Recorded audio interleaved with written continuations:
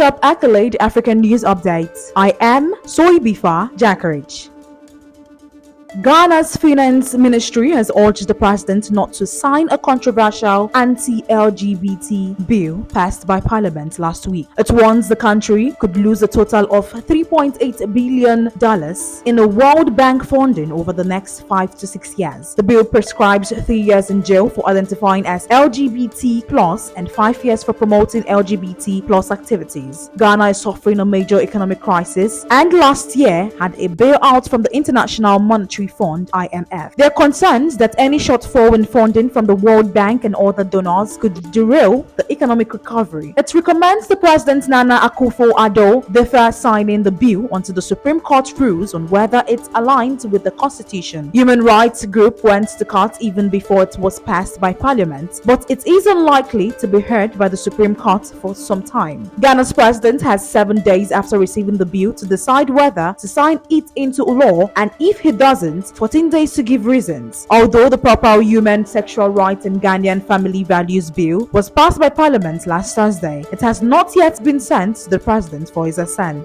Akufo-Addo is reported to be holding meetings with key ministries and donors to assess the impact of the Proper Human Sexual Rights and Ghanaian Family Values Bill.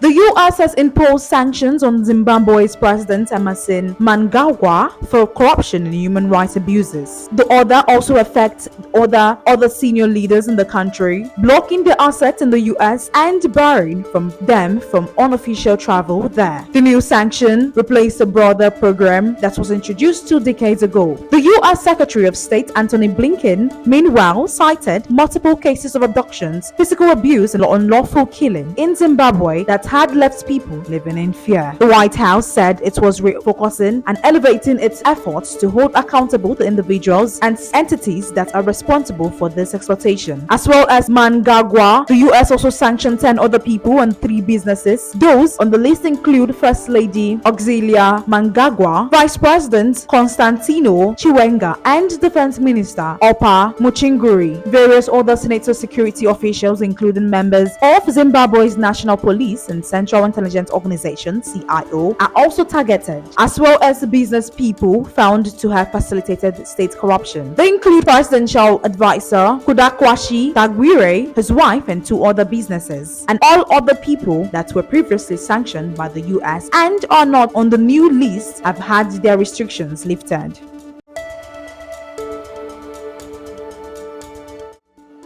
The government has suffered 5 defeats in the House of Lords over its bill to revive its proposed Rwanda deportation scheme. The legislation would deem Rwanda a safe country to send asylum seekers to in a bid to stop removals being derailed by appeals. But peers backed changes to make it easier for judges to challenge this. They also said the treaty underpinning deportations must be fully implemented before flights take off. The bill will continue its passage through the Lords on Wednesday, when opposition peers could inflict further defeats. However, the government is likely to overturn this when it returns to the Commons, likely later this month. The bill is a key part of the government's plan to stop small boats crossing the English Channel, which Rishi Sunak has made a priority for his premiership. Ministers want flights to Rwanda to begin this spring. Ministers unveiled the draft law late last year after a scheme to send an unspecific number of asylum seekers to the East African country was ruled unlawful by the Supreme Court. In an attempt to resurrect the scheme and prevent legal challenges blocking future deportations, it would say Rwanda is a safe country in UK law and restrict the ability of the courts to block them on human rights grounds.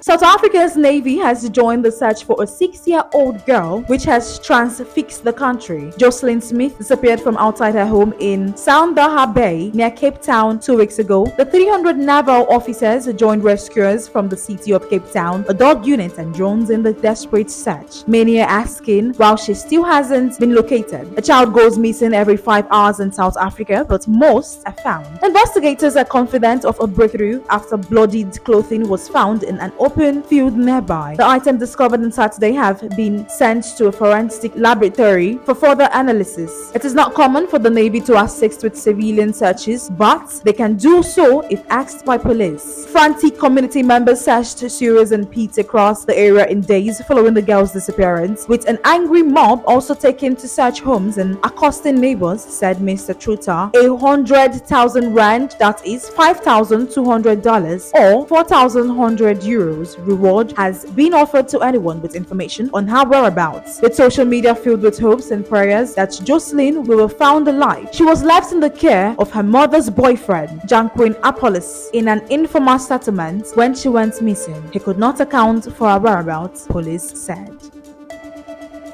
That is the size of top accolade African news updates. You can follow us on our social media platforms as displayed on your screen.